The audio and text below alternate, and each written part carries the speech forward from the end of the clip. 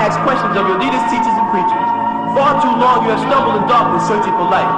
We have a man in our midst who can bring forth true fact beyond doubt, that can open the eyes and ears of those lost in darkness. As Saeed al-Imam Isa al-Hadi al-Mahdi is that man, and the author of over 150 books of a religious and scientific nature. As Saeed al-Imam Isa al-Hadi al-Mahdi has brought forth this information straight from the scriptures, so it cannot be denied. So we invite you to listen, to learn from the true light featuring as Saeed al-Imam Isa al-Hadi al-Mahdi.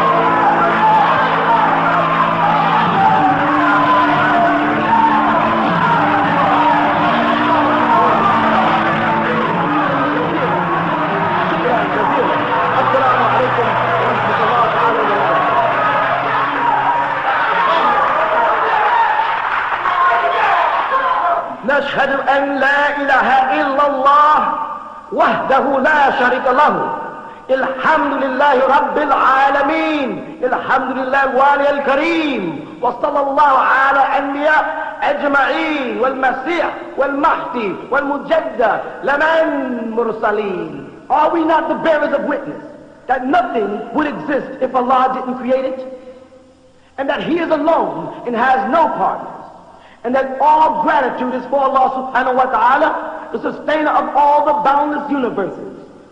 All gratitude is for Allah subhanahu wa ta'ala, the generous eternal friend, and send salutations of Allah on all of His prophets and His apostles, and on the Messiah, the anointed one, and on the Mahdi, the guide, and on the Mujaddid, the reformer, which was all sent from Allah subhanahu wa ta'ala. We send greetings and we send peace throughout the boundless universe to all. Assalamu alaikum wa rahmatullahi ta'ala wa barakatuh. You are now listening to The True Light with Saeed al-Imam Isa al-Hadi al-Mahdi. Would you break down chapter 2, verse 7 of the Holy Quran and how it relates to people who hear the truth, but then they always want to argue with you? Okay, إِنَّ الَّذِينَ كَافِرُوا, again, surely those who are kafir, they maliciously attempt to cover the truth. It's sawa'un, it's equal, it equivalents to alayhim, on them. It says anzartahum. The word nazar means to warn somebody. It calculates whether you warn them am lam tundirhum, or you warn them not. La yu'minun. They're not going to be faithful. So what does it translate to mean? Surely those who try to cover the truth, it comes out the same whether you try to warn them or if you don't warn them. They're still not going to become faithful. Now you can talk yourself purple in the face trying to convert some of these people who think they understand Islam. You're wasting your time because they think they got it figured out. Because they bypassed the Quran and went to Hadith. But they bypassed the book called Revelations, and they went into the books of Matthew, Mark, Luke, and John, which are Jesus' hadith. They bypassed the Torah, and they went into the Talmud, which is the hadiths of the Torah. And now the Jews live by the Talmud, the Christians live by the books of Matthew, Mark, Luke, and John, and the Muslims are living by Bukhari, Muslim, Shafi, Hanbal, and hadith people. And all of them have gotten away from the text of Allah. The book of Jesus was the book of Revelation. How do you know? Read it. Anybody got a Bible? Open it to Revelation. It says this is the number one part of Revelation. This is the revelation of Jesus the Messiah, which the Lord gave unto Him to show unto His people what must shortly come to pass. That's exactly what it says. You won't find that in the book of Matthew. You won't find that in the book of Mark. You won't find that in the book of John. You won't find that in the book of Luke, Timothy, or any other books. But right in the book of Revelation, Revelation chapter 1, this is the revelations of Jesus Christ which the Lord gave unto Him to show unto His people what must shortly come to pass. Is that what it says in the Bible? In the book of Revelation? So what book is Jesus' book? The Revelation, it told you. Not Mark, not Matthew, not Luke, not John. Those are His hadiths. And because of those hadiths is why we have so many different denominations. From John the Baptist, we got the Baptist.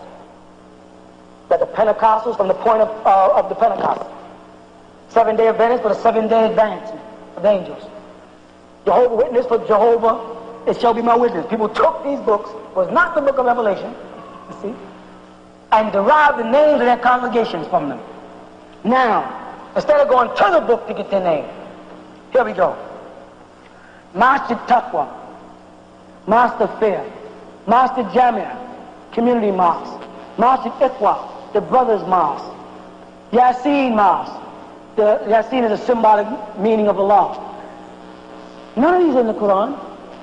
Nowhere in the Quran does it tell you to call yourself Masjid Ikhwa. But in the Quran it does say, Ya ayyuhal ladhina amanu kunu ansarullah. Oh, you who believe, be ansarullah. Kunu is an order tense for a group of people. Kunu ansarullah. Be aiders in Allah's way. Oh, you who are of the faithful. Ya ayyuhal ladhina amanu kunu ansarullah. It tells you what to be, right there in the Quran. It doesn't tell you to be Masjid Ikhwa, Masjid Mu'minun. It doesn't tell you that. There's some men put together. We're not Ansarullah community because we like the way it sounds. We're Ansarullah because we found our name there in Allah's words. وَتَصِمُوا بِالْحَبْلِ اللَّهِ جَامِعًا. So therefore we say جَامِعًا, جَامِعَ Ansarullah, جَامِعَةُ Ansarullah. وَتَصِمُوا بِالْحَبْلِ.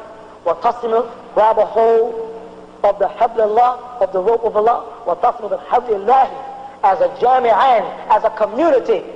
Communities do not come to the mosque only on Friday and then go about their many ways. Now what the Quran says, it says jami'an wa la tafarraqun. The word farraq is from the same word as nufarq, distinction or differences. Now, hold on, tuggle on the rope of Allah as a community, it says, and don't be divided. You walk into a mosque and everybody's dressed different. Prophet Muhammad wore misk and what? Rose or musk oil. You walk around people, they got on sandal, and they got on Nubian and Kush, and people smell like a bowl of fruit. You walk in the mosque. All different kind of clothes. Prophet Muhammad wore white, and he wore black, and he wore green. He did not wear blue. Muslims don't wear blue. I don't know why these Muslims in this country persist on wearing blue. You won't find in any books in any Islamic country where blue is worn. They don't wear it. It's a symbol of the tribes of Judah, of the house of Israel. It's one of their colors, the coat of arms. They don't wear the color blue. Though we were called the blue people. But people will put it on. Sisters persist on calling a wall a veil. Hijab is a wall, not a veil. Hijab is a wall that they live behind, the Arab women. And if you go to Saudi now and you see one of those walls made up of these little fine prints where they look out because you don't see the real women, because they have servants that go shopping for them, that place is called hijab. You understand what I'm saying? The word khimar, from khayma, the word khayma means tent. Khimar means to cover. Khumra, which they translate in the Quran in English as wine, has nothing to do with the word wine at all. It has to do with blocking the intellect. Anything that blocks the intellect is haram. I'm talking about all of those teas, all of those coffees, and all of those cigarettes. All of these are khumra, not just wine. The word wine in Arabic is nabid. Khumra, intoxicant, something that intoxicates, that blocks and clouds the vision. That includes cigarette smoking. There's a lot of things that we got to probe into when we set up a nation. When we set up a people, we're going to raise the children. A lot of things. We got to have examples for them. We have to have laws. We have to know. We can't be dependent on a bunch of books from Lahore, Pakistan, by a bunch of people whose tongue is not even Arabic. If anything, you better train your children in Arabic and let them translate for you. You follow? It'll be a lot better for you to pay for an Arab to come here to train your child than for you to go over there and spend 5 years away from your child trying to learn it. Isn't it simpler just to raise the money and bring them here and let them teach your children? That's simple. Take them out the city, buy a farm, buy some land, learn to defend yourself. Get ready, because jihad is coming. Don't you see what's happening in the Middle East? So what's going to happen when Hajj comes around and Mecca is controlled? This is in the making. This is the jihad. The Antichrist, I know y'all know, is already here. You can see the works of the Antichrist everywhere you look. They tell you when the signs of the Antichrist would be right in Matthew 24. Wars and rumors of wars. Nation against nation and kingdom against kingdom. Pestilence. Earthquakes in all types of places. This is what Matthew 24 tells you. Are we not in the time of wars and rumors of wars? Isn't kingdoms against kingdoms and nations against nations? Isn't that not the time we're in? Yes. The book of Revelation is manifesting itself right now. It's sad that the Muslim world don't read it, because if they did, they'd find themselves in it and see themselves as the kings of the East, of which the Antichrist is going to rise right out of them. It's right in the Quran that the Bible out, the beast of the earth. It's going to come up and rise right in the midst of Mecca. Well, you look at the word Dabab, and out of it you get the word tank. A tank. It's already there. The word Ard means earth, planet earth or ground. Dabab and Ard means tanks on the ground. That's different than in the books of Revelation about the judgment day. When they speak in the judgment day, let me show you what it says about the angel coming down. Revelation 9, and the fifth angel sounded, and I saw a star fall from heaven unto the earth, and to him was given the key of the bottomless pit, and he opened the bottomless pit, and there arose a smoke of the pit as the smoke of a great furnace, and the sun and the air were darkened by reason of the smoke of this pit. Let me understand first. He saw a star fall, and when the star hit the ground, it passed in like a pit, and up and out of that pit gushed forth smoke. He saw a light shoot, and he saw it fall and hit the earth and go down, and then it gushed forth into smoke and fire. This look familiar? Does that look familiar? That looks like an atomic explosion he's describing. Remember, this is John. They didn't have atomic weapons then, so he had to use what he knew. He said he saw it go down into the ground, into the bottomless pit. They call it, you know, the Bible said Hades. You know what Hades is? The center of the earth. That's all it means. It went down into the ground and gushed up smoke and fire and blocked out the sun. Radiation. A radiation storm. The sky becomes blackened. That's what he says. I saw a star fall from heaven upon the earth, and to him was given the key of the bottomless pit. That means he opened the floor to go in. And he opened the bottomless pit, and there rose a smoke out of the pit as the smoke of a great furnace, and the sun and the air was darkened by reason of the smoke of the pit. And there came out of the smoke locusts. Now this is very important. Upon the earth. And locusts do what? Huh? Fly. He saw locusts on the earth go up. Watch what happens. And unto them was given the power, as the scorpions of the earth have power. What do scorpions do? They sting. They kill. This locust has the power of a scorpion, Allah says. And it was commanded them. They were being commanded. You understand that? You understand locusts being commanded? Okay. That they should not hurt the grass of the earth, neither any green thing, neither any tree. Do you know of any locusts that do not eat trees and grass? This is describing something that's going to become clear soon. But only those men which have not the seal of God, as they say, in their foreheads.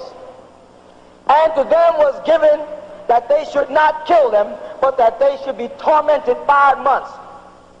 That's a radiation fallout. And the torment was the torment of a scorpion when it strikes a man. You know what happens when a man gets struck by a scorpion? What? His body turns to heat. His face breaks out. He begins to dehydrate. His eyes can even bulge out of his head.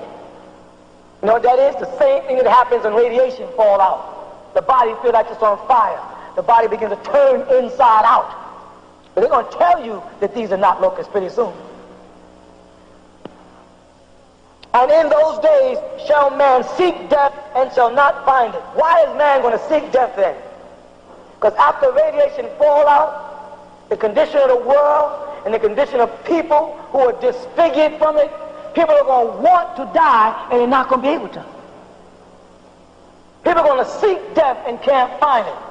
This is the same thing we Muslims know as zilzal in the Quran, the earthquake. Same time, the shaking. Watch. And the shapes of the locusts, now here they go. And the shapes of the locusts were like unto horses prepared for battle, a formation. You understand? And on their heads were as it were crowns of gold. He saw the sun reflecting off of something, a plane. And their faces were the faces of men. You saw the tiger fighters that they used to bomb, the planes where they draw faces, the mouths of lions on them. They have those again.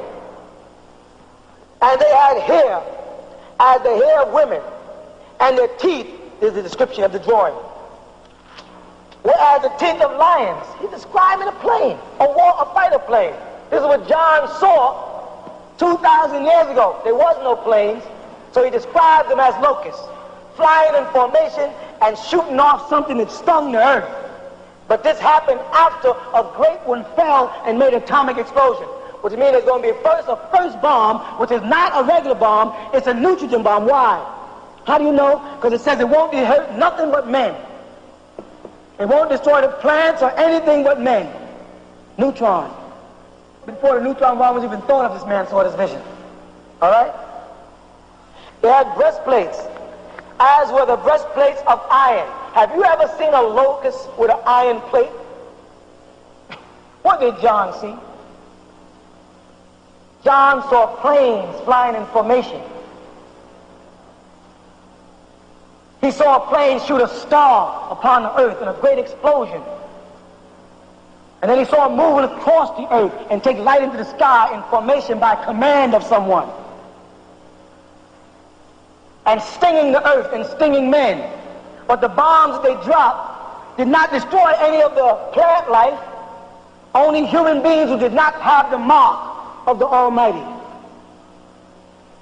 You find it as a mark of the beast in the Bible also. But the mark of the Almighty is called Bism in Arabic.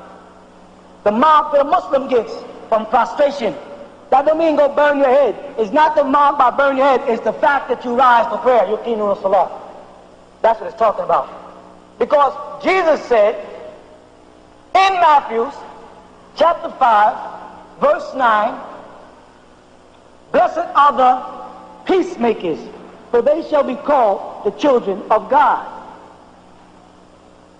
Now, name a group of people that call themselves peacemakers.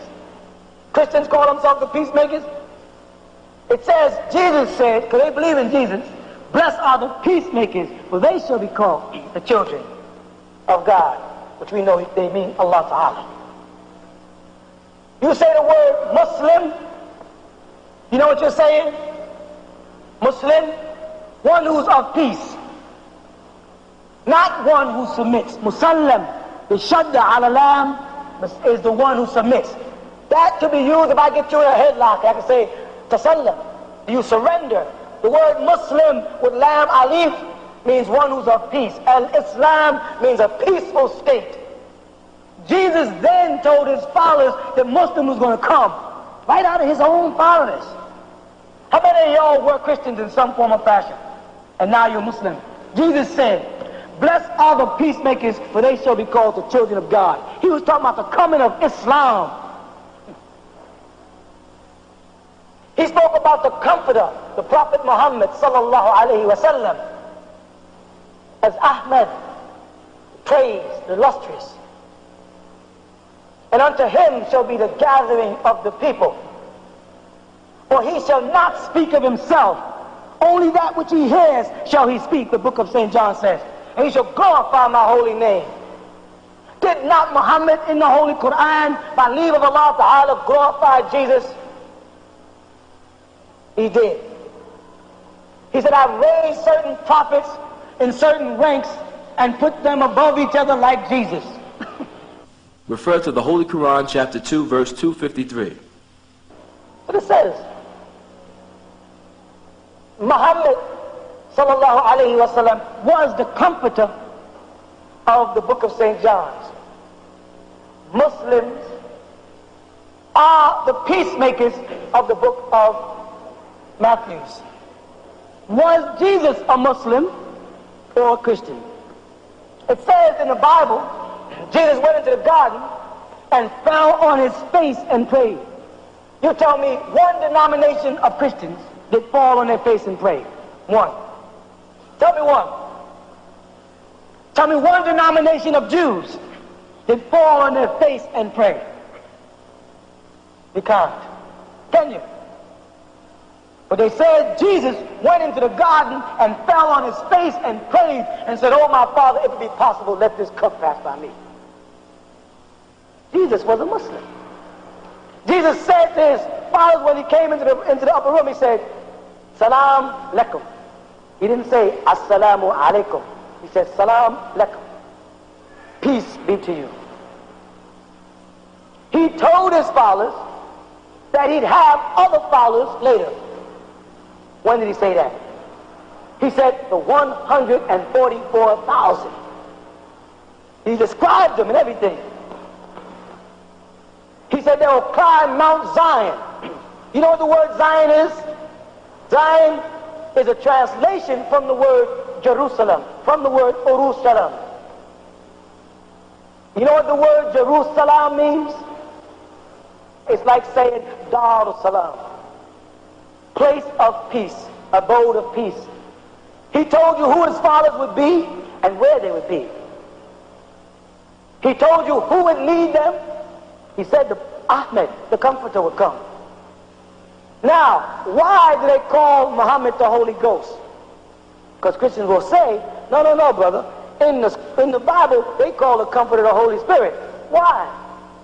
Because when Jibreel came to Rasulullah sallallahu alayhi wa sallam, he said to him, Muhammad, iqra.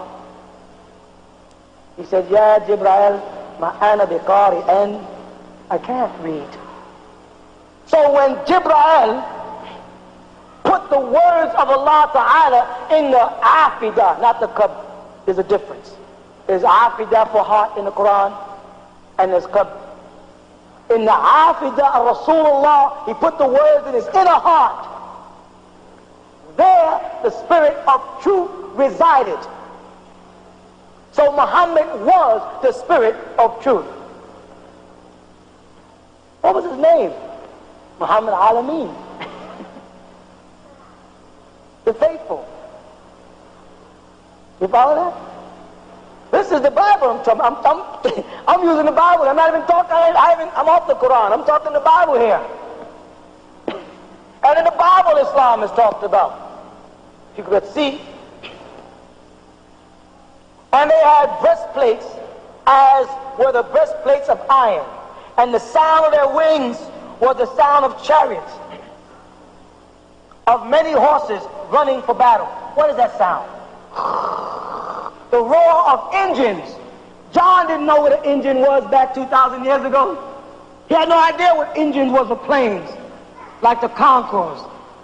He had no idea. He knew they had big wings, and from these wings of these metal things that looked like locusts, that acted like scorpions, hear this great sound. Now watch what he says. And they had tails like unto scorpions. They shot missiles. And there were stings in their tails. You know what a sting is? And their power was to hurt men 5 months. Radiation fallout. Check it out. 5 months. Check it out. And they had a king over them. There's the part.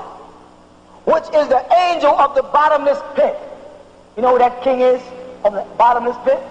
Who they tell you was of the bottomless pit? Who would be cast into the bottomless pit? for a short period of time and then let loose. They gave all of his names in Revelations. They said the Satan, the devil, Lucifer, that old devil. They took you from his activity from the garden all the way up to the present day. They talking about the angel of the bottomless pit. They talking about Iblis himself. He is their commander because he works in the heart of the Messiah or Dajjal, the Antichrist or Messiah Dajjal, who's going to rise in the Arab world, y'all. Don't be looking for him to come out of the Christian world because he's not. Going to rise up amongst the Arabs, the Antichrist. And you'll know him, I'll tell you how. It says, and they had a king over them, which is the angel of the bottomless pit, whose name in the Hebrew tongue is Abaddon, but in the Greek tongue has the name Apollyon. You know what fact lies at that point right there? That this text here, the New Testament, could not have been in Greek nor Hebrew, like people say. How do you know? Because if it was in Greek and Hebrew, he would not have to translate the two words. He's translating it to Greek and Hebrew. So the text could not have been in Greek and Hebrew. And he's describing the beast of the bottomless pit. Woe, one woe is past, just one.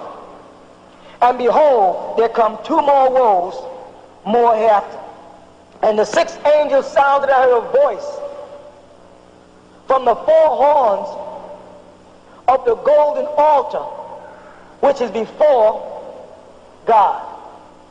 They speak of the four angels that held the four winds back when the world was getting ready to come to an end. And he said, woe, hold it back until they are sealed in their foreheads. The same mark. The devil is making his mark on people, and the Lord is putting his mark on people. The mark of the Lord is the righteous Muslim. As Jesus said, blessed are the peacemakers. Not just the Muslim, because you're not a Muslim out of dress. And don't let no Muslim tell you anywhere in this Quran where it says Islam is in the heart of a person. Islam is your whole being. How do you know? Because he told Muhammad what? I just said it. He told Muhammad to read. Why didn't he just come and place the Quran in Muhammad's heart? Why did he seek a physical response from Rasulullah? Why did he command Rasulullah to bend and pray? A specific form of prayer. Why did he give him a specific direction in which to pray? Does not it say in the Quran that the east and the west belongs to Allah? There is no direction for Allah. So why are Muslims summoned to a direction? Why are Muslims ahdina sirat al-mustaqim, asked to be guided to the path of the taqwa? Those of Qiyam who are going to make it on Yawm al-Akhir. Why are they asked to do that? Why does it say in the hadith that a woman does not have to cover her face at Mecca? She does not have to cover her face in Mecca. What does that mean, sister? That means when not in Mecca, how should she be dressed? If it says in the hadith of Rasulullah sallallahu alayhi wa sallam, a woman does not have to cover her face while on Hajj, then when she's not on Hajj, what does she have to do? Cover her face.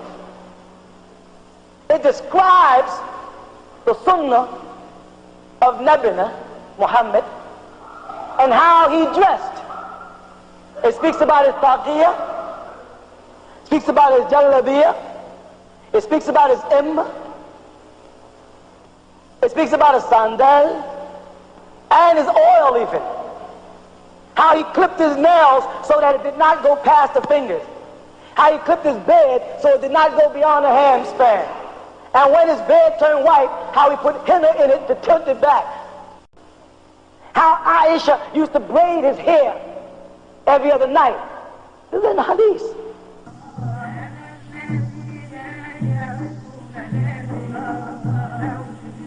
We will return with the true light after this brief intermission.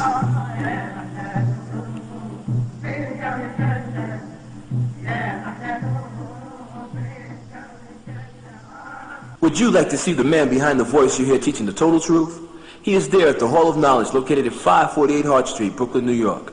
Every Saturday and Sunday at 1 p.m., the Nubian Islamic Hebrews would like to invite you to question and answer classes with As-Sayyid al-Imam Isa al-Hadi al-Mahdi.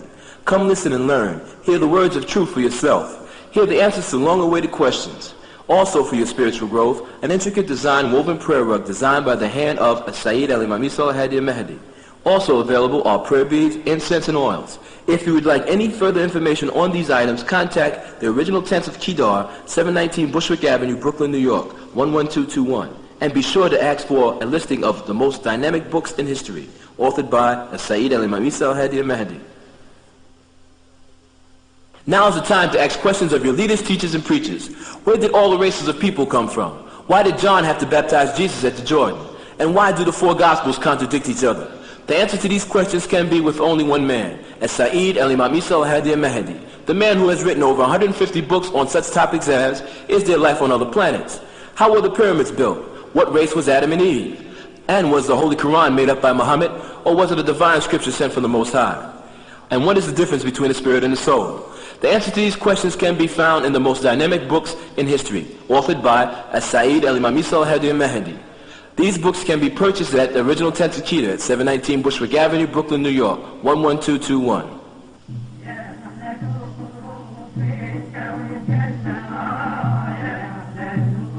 Now let us continue with the true light. Remember, you are the light, and you have the power over all things.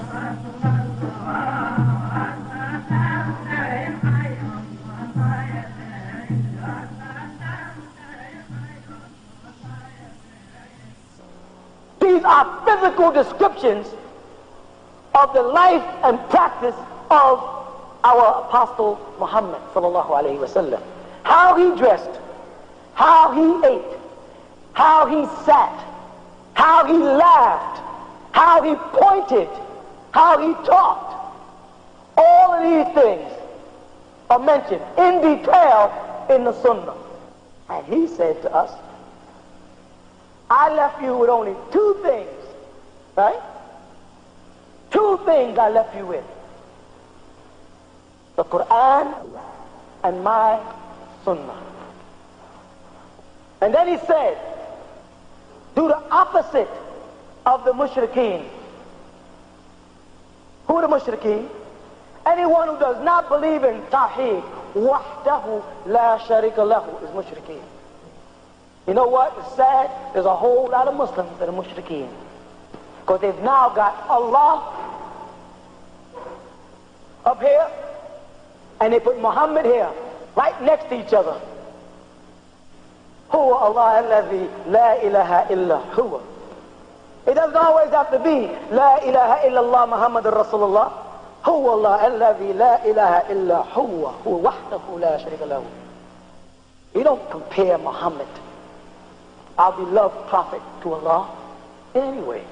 You don't compare the hadith of the apostle to the Quran of Allah. What is wrong? Where'd you go wrong? He said, I left you two things, the Quran and my way.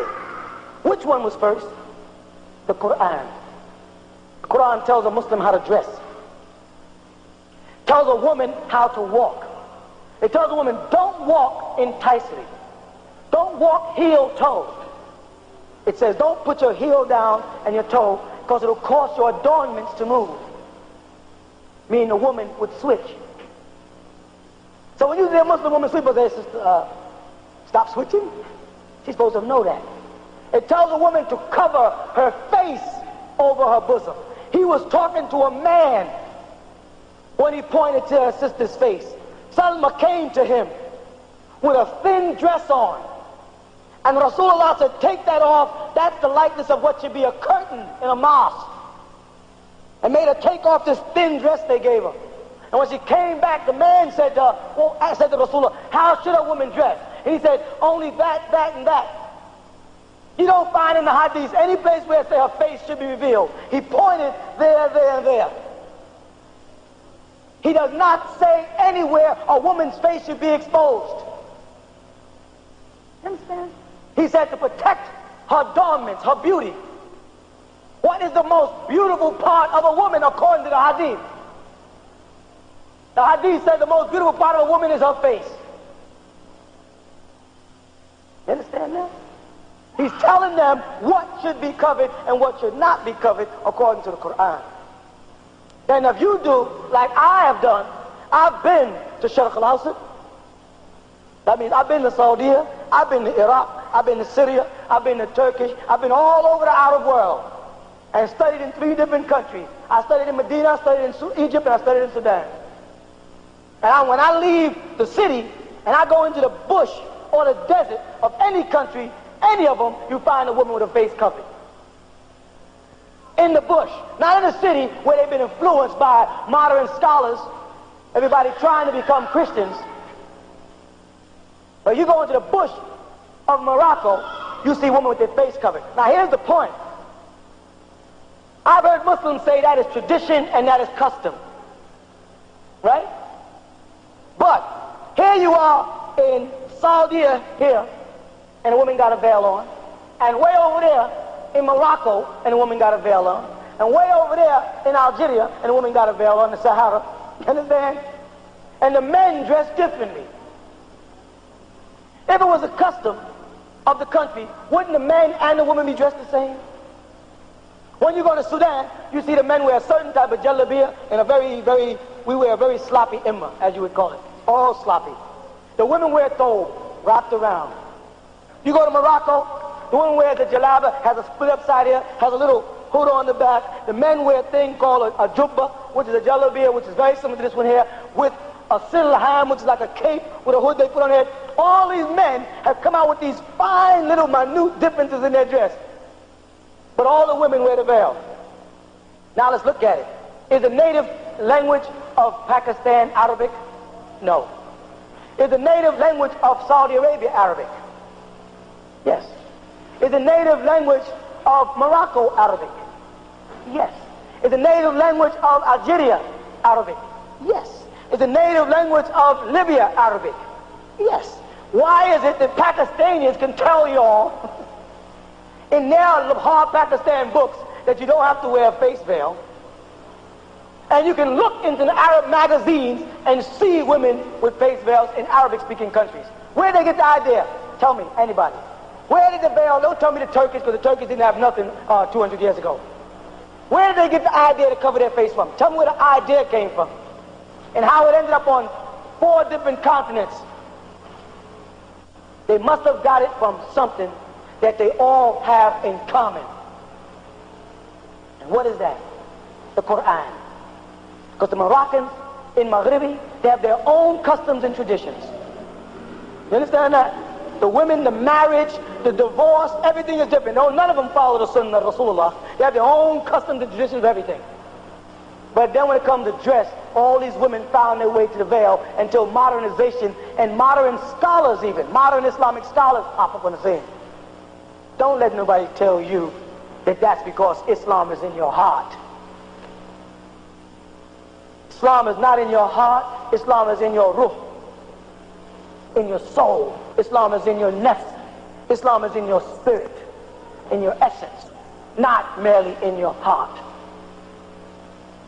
You have 3 words for love in Arabic.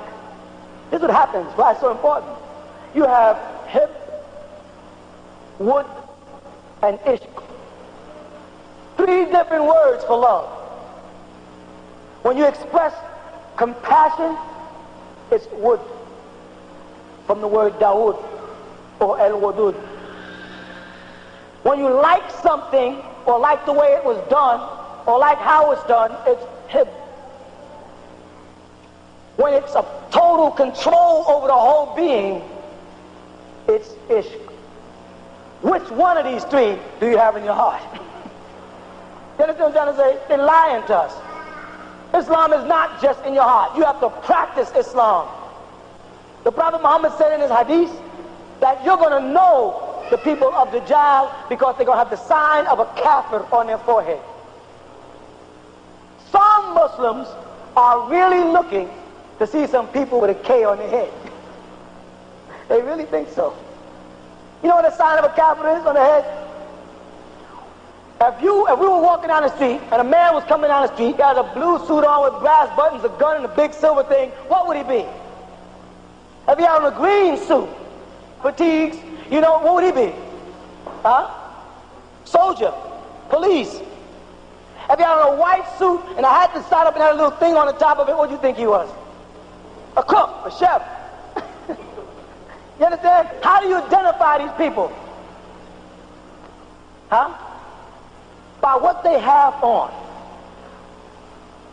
If Rasulullah Muhammad sallallahu alayhi wa sallam was to be walking down the street, how do you think he'd be dressed?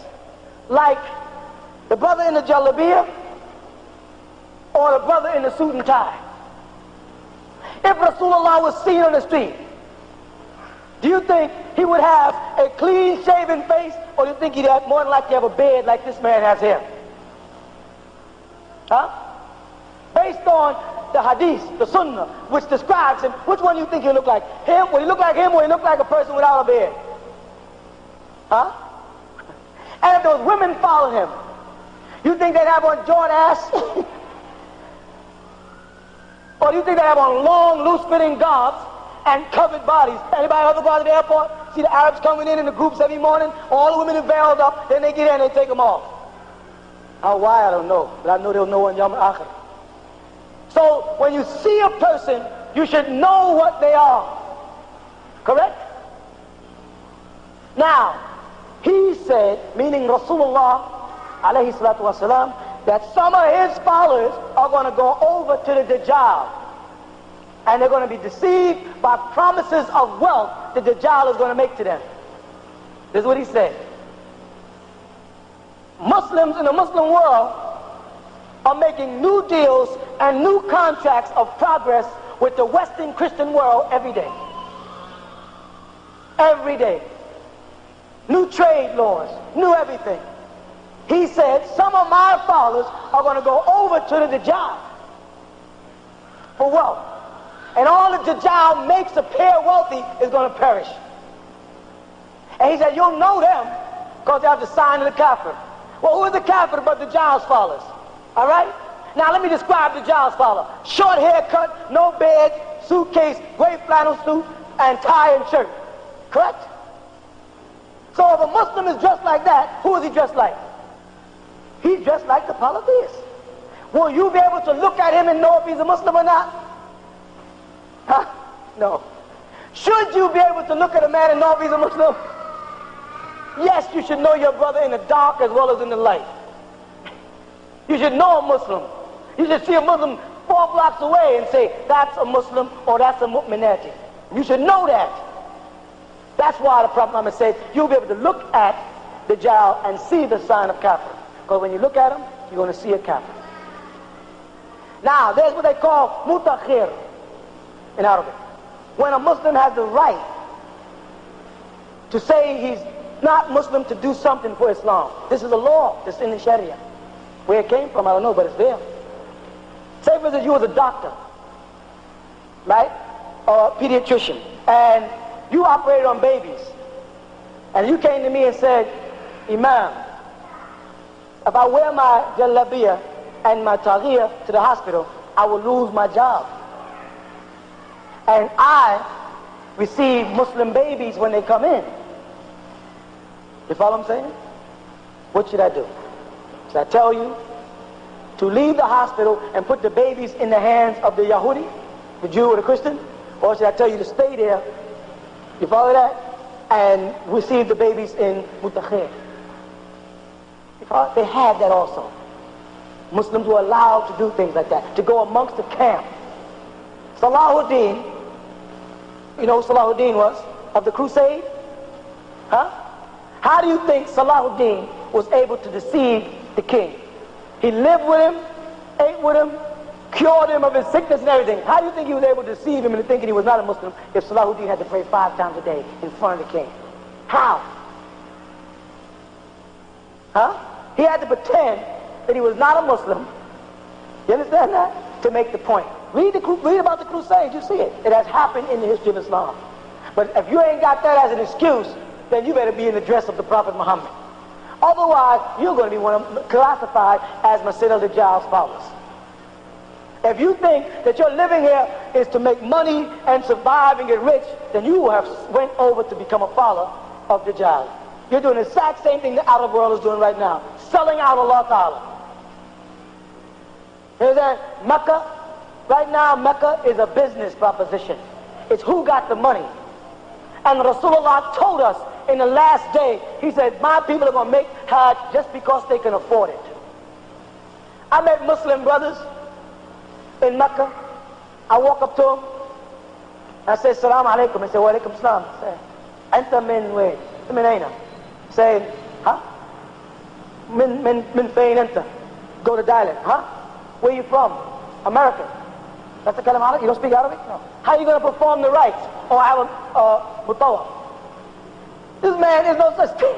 There's no such thing as a man who performs the rites for you for Hajj. So you go all the way up and spend all your money, and you're going to come back, now you're not Hajj. You're not Hajj. You just went on a vacation.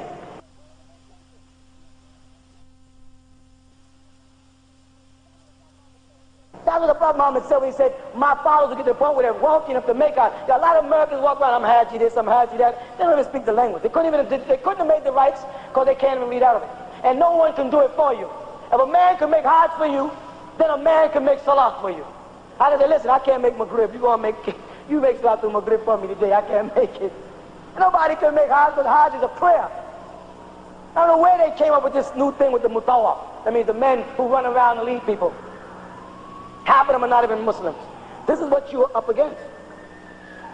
We have decided here what a Muslim is, what a Muslim believes in, how a Muslim should dress.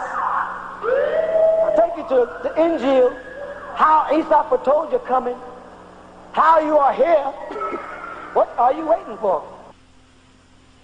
If paradise is elevating to other galaxies, then what and where is hell? Okay, hell is where you will make it. Hell, the Quran has many dimensions of the word for hell in Arabic. They have words from sir to lulf. They have many words, and each one of them describe the state of mind that people are going to put themselves in. Okay? Very rarely do you find the word makana, place. Hawiya, the bottomless pit, merely means a boundless place. That's more interpreted in Arabic as eternally than anything. Now, when we say that heaven is planes, we're talking about states of growth emotionally. Planes are not merely places. Places and things deal with nouns and physical objects that have to do with, like I mentioned earlier, the motion of molecules on the physical plane, right? Matter.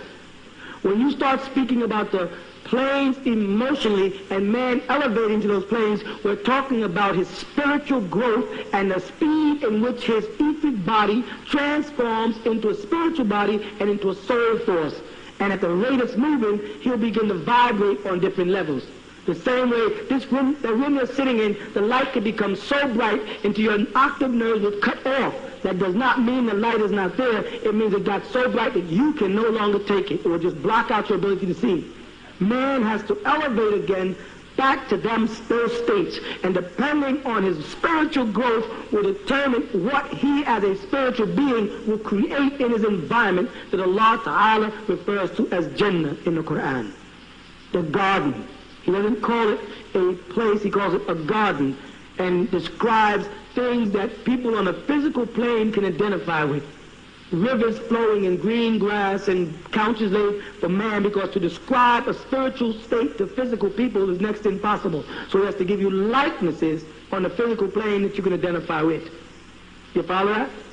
Oh, right. And hell is an abode where people are going to judge themselves by their sins, not for their sins. And hell resides deep down in the essence of each individual. You give yourself hell when you do wrong and know it's wrong. How does it compare to the last day or the day of standing? Okay. Would you put that in relation? Fil Quran, Allah Ta'ala. In the Holy Quran, Allah Ta'ala teaches us that there are 3 stages of the end. The first being Yawm al-Din. Yawm al-Din, the day of Dunun, the day when people will be questioned about things, judgment. The next one Allah Ta'ala uses is Yawm al-Qiyamah. Yawm al-Qiyamah. The word Qiyamah comes from the Arabic word kum, to stand up or to rise up. Not ba'atha, to resurrect, but kum, to just stand up physically. Okay, to erect yourself. And the last one is called Yawm al-Akhri. Yawm al-Akhri. The word akhir means the final or the end. Man must pass through these three stages before he has totally become godlike again. Or, when we have it, one with Allah. That means, after his domain on the physical plane, the first thing is Yawm al-Din. Or Yawm al-Qiyamah, I should say. The day when he will come back as a sun-dried body, or a spiritual body, the Quran says, and stand to be judged. Yes, the first one is Yawm al-Qiyamah, to rise up, whether he's dead or alive, and in the spiritual form, go before the Ursh Allah, the throne of Allah Ta'ala, and at that point, he will start Yawm al-Din, the day when his records will be passed from Sijin or Ilion, the two places mentioned in the Quran, as the prison or the exalted abode where the records and deeds of mortals are kept. You follow? Yeah. Then, after that record is passed to him in either his right hand from the front from Ilion or his left hand from the back from Sijin, then he goes to Yawm al-Akhir. Yawm al-Akhir in the Holy Quran is equivalent to the second death in the book of Revelations. What do I mean by the second death? Man dies here, then starts his judgment, and then as a spiritual being, whether or not he will go into Jannah, eternal salvation in the presence of the bosom of Allah Ta'ala, the Quran says, wherein he will reside khaliduna, eternally, based on what you call time on earth, or will he be cast into the pit with Satan and the likes of him? You follow? Which will be his second death. If he's cast into a pit, that's the second death, where he will reside with Satan and his. Because remember, Satan as an angel cannot be destroyed. He's an angel of light. Him and his host of beings and the stones of Sijin will make up what the tormentation that you believe in your mind is hell, and thus will project yourself into for suffering. Not you per se, but people. All right? Keep questioning. Do you get it out your mind totally? Yeah, I'm still a little confused with this because you can live through this life and pass on. So my question is, how do you get through these different stages, or can we all get through these stages here? They're growth stages. See, most people have lived many times before. Right? The scriptures confirm that Elish was Yahya, that John the Baptist was the return of Elijah, and that Moses and Elijah appeared to Isa on the mount in front of him. You follow that? These spiritual beings. The scriptures from the Quran, straight back to the Injil, to the Torah, confirms the presence of angels in the form of men that incarnate to human beings. Like when the angel Jibreel, salam alaikum wa rahmatullah, appeared before Rasulullah Muhammad in the cave in Laylatul Qadr to give him the revelations of Al-Quran al-Kareem, right? And he also, Jibreel, appeared to Maryam, the mother of Jesus, to tell her the announcement of the birth of the Messiah, Jesus ibn Maryam, the son of Mary, correct? So we have records in the Holy Scriptures, be they the Torah, the Injil, or the Quran, or the Zabur, of supernatural beings appearing in the form of human beings to converse and interact even to the point of breaking bread and supping with mortals. And the Hadith confirms it when it mentions Jibreel coming to the Prophet Muhammad in the 40 Hadiths. So we have records that there is life beyond this life throughout all of the scriptures. Insofar as this being Gabriel was with Abraham at one point, Moses at another point, Mary at another point, and Muhammad at another point, and we're talking 5,000 years.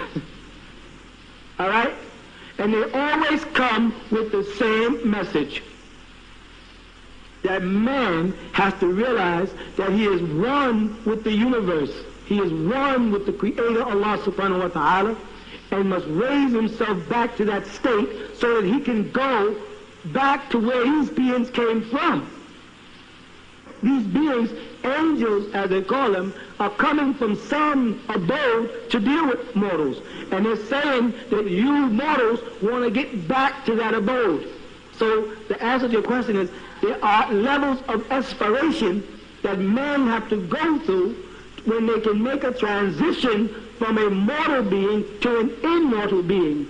When they can let the spiritual self dominate the physical self and prepare their inner being for that journey back to wherever these beings come from. Of course, there's an answer, but to keep taking the subject deeper and deeper, just to say to wherever they come from, wherever Gabriel, the angel, comes from, and Uriel and Raphael and Michael, wherever they come from is where you're trying to get back to, and obviously came from if they said that man was placed on earth from someplace. Took the man and placed him in the garden. If they placed you in the garden, they brought you from somewhere. And that place is where you're trying to get back to. Yes, it is possible, but it calls for application, discipline, and obedience. Some of the things that the devil taught human beings not to do. To apply themselves to the best of their ability, to obey and be obeyed. They can't take instructions because everybody, since the beginning of Genesis, is suffering from a God complex. When the devil said that he does know that in the day you eat thereof, your eyes shall be open and you shall be as gods. Now everybody you meet thinks they understand the scriptures, thinks they got a monopoly on its meaning. Everybody wants to be the God. Instead of admitting they don't know and sitting down and be instructed so they can make it, everybody tries to interpret it themselves because their ego dominates their divinity. اقرأ باسم ربك الذي خلق خلق الإنسان من علق اقرأ وربك الأكرم الذي علم بالقلم علم الإنسان ما لم يعلم صدق الله العظيم